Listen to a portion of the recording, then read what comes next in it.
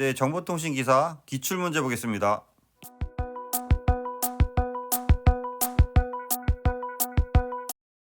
좀 더 많은 자료를 원하시는 분은 보시는 카페에 오시면 체계적으로 자료가 정리되어 있습니다. 네, 시작하겠습니다. 이번 시간에 그 프로토콜에 대해서 보겠습니다. 기출 유형 보면 프로토콜이 메시지의 첫 4바이트는 송신자의 주소가 차지해야 한다.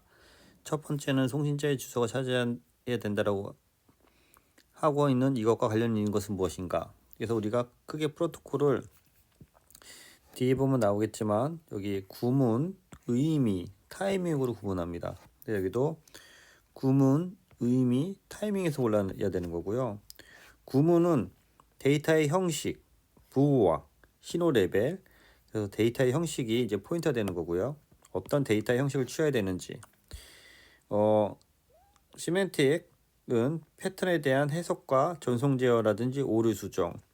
그다음에 타이밍은 순서가 되겠는데 구의 타에서 구문, 의미, 타이밍 이 순서대로 외우셔야 될 것 같아요.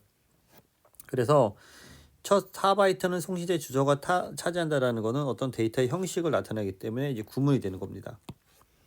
구문은 데이터를 구성하는 구체적인 형식과 코딩 방법, 신호 레벨에 대한 그걸 나타내고 있고요. 송수신에 대한 포맷이라든지 문법과 같은 겁니다. 의미는 데이터를 에러 발생 시 어떻게 제어할지. 그래서 이제 얘는 컨트롤에 많이 그 포인트가 되어 있는 거고요. 타이밍은 데이터를 주고받을 속도, 여러 데이터에 대한 순서 관리를 규정하고 있습니다. 그래서 크게 구문, 타이밍, 의미가 있다. 그래서 구문은 어떠한 그 신호 레벨이라든지 형식을 대해 정의하는 거고, 의미는 패턴에 대한 해석과 제어 정보. 그래서 다시 한번 말씀드리지만 이 구문은 형식, 간단히 얘기하면 형식이 되는 거죠. 의미는 어떠한 그 오류를 해석을 해서 오류를 수정해서 의미 있게 부여하는 거. 타이밍은 속도에 대한 정의가 되겠습니다.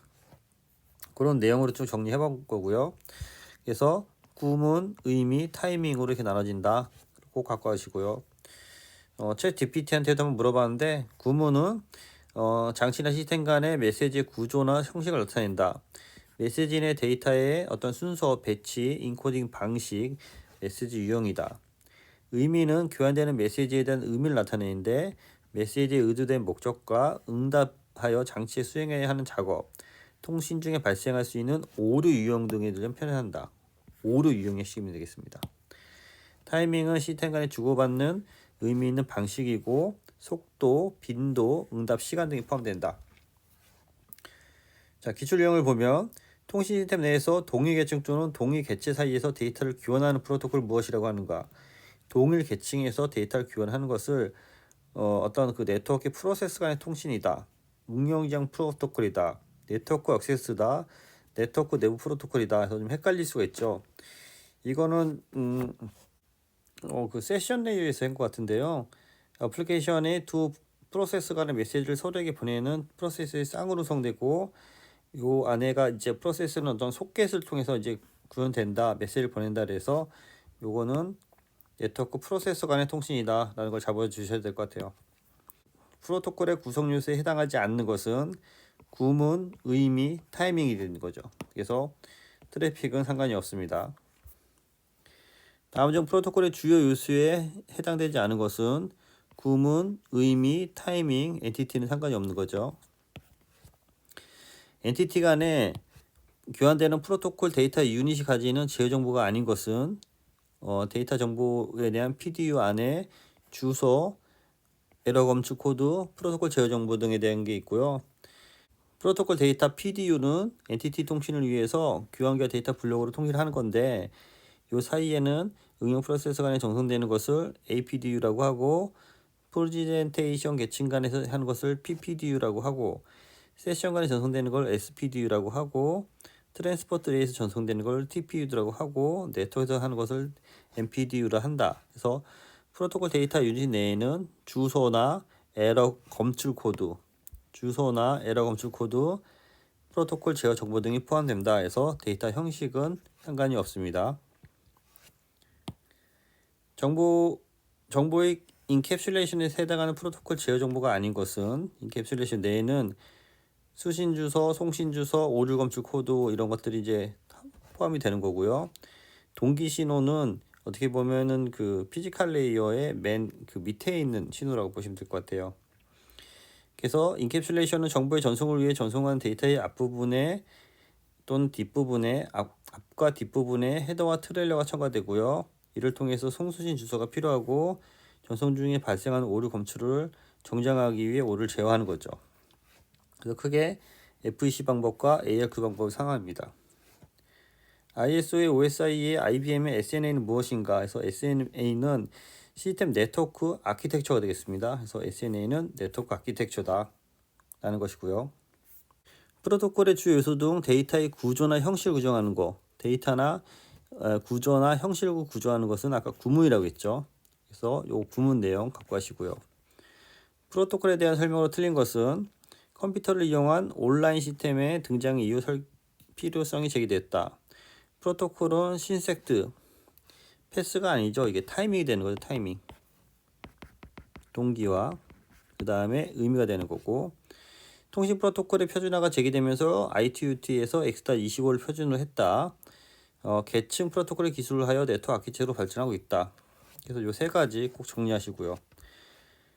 통신할 데이터의 형식, 통신할 데이터 형식이라고 코딩, 신호 레벨을 정의하여 전달되는 자료의 구조를 무엇이라고 하는가, 그걸 이제 구문이라고 했죠. 프로토콜의 구성 요소 등 속도 맞춤이나 정보의 순서 등 정보의 순서, 속도, 타이밍 되는 거죠. 프로토콜 주요 요소 중 데이터 전송 시기와 전송 속도에 관련된 거, 속도, 타이밍 잘 보시면 됩니다.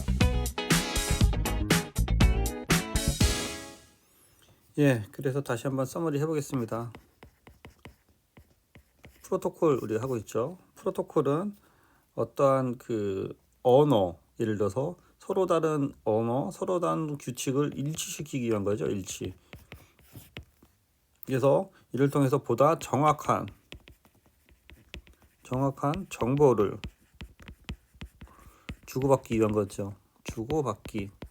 그게 송신, 수신. 그래서 이제 통신이 되는 거죠. 그래서 이제 프로토콜은 이제 호스트 간에, 예를 들어서 호스트 간에 서로 틀릴 수 있기 때문에, 언어가 서로 틀릴 수 있기 때문에 이런 언어를 맞춰줘 주는 거다. 그래서 이런 것들을 이제 프로토콜이라고 하는 거고, 그 프로토콜 맞추기 위해서는 OSI 7레이어 기준으로 이제 계층이 있다는 거죠. 계층. 그래서 동일 계층에 동일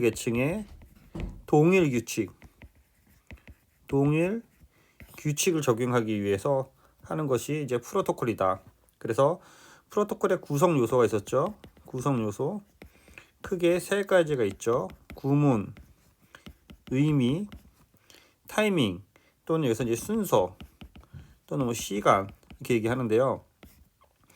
여기 순서는 좀 쉽고 구문하고 의미가 이제 항상 헷갈리죠. 그래서 구문은 어떤 데이터의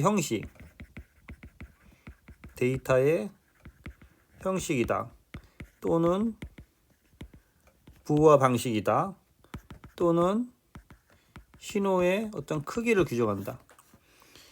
의미가 제일 헷갈리더라고요. 저는 해보니까 의미가 이제 제어나 컨트롤이나 오류인데요. 이걸 제어나 오류로 외우면 이제 헷갈리니까 정확한 전송을 위해서 또는 전송을 잘하려고 하면은 중간에 가다가 이제 깨질 수가 있잖아요. 그래서 깨지는 것들을 다시 오류를 복구하기 위해서 그런 오류. 그래서 정확한 그 컨트롤을 위한 제어나 오류가 들어가는 거고요.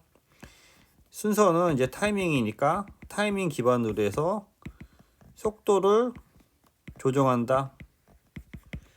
또는 메시지의 순서. 다 타이밍과 관련된 거니까 이제 유추해낼 수 있는데 이 구문하고 의미가 헷갈립니다. 의미는 데이터를 잘 보내기 위해서, 정확하게 보내기 위해서 제어나 오류에 대한 복원을 해주는 거. 제어나 오류에 대한 복원을 하는 거고, 구문은 어떤 그 데이터의 형식이 되는 거죠. 데이터가 크기가 어떻게 돼 있고 이것에 대한 부호화를 어떻게 하고 데이터의 신호 크기를 어떻게 처리할지. 그래서 구문, 의미, 순서를 나눠서 암기하셔야 되는 거고요. 구문은 신텍스, 의미는 시멘틱스, 순서는 타이밍에서 영문으로도 함께 꼭 정리해 두시기 바랍니다. 네, 수고했습니다.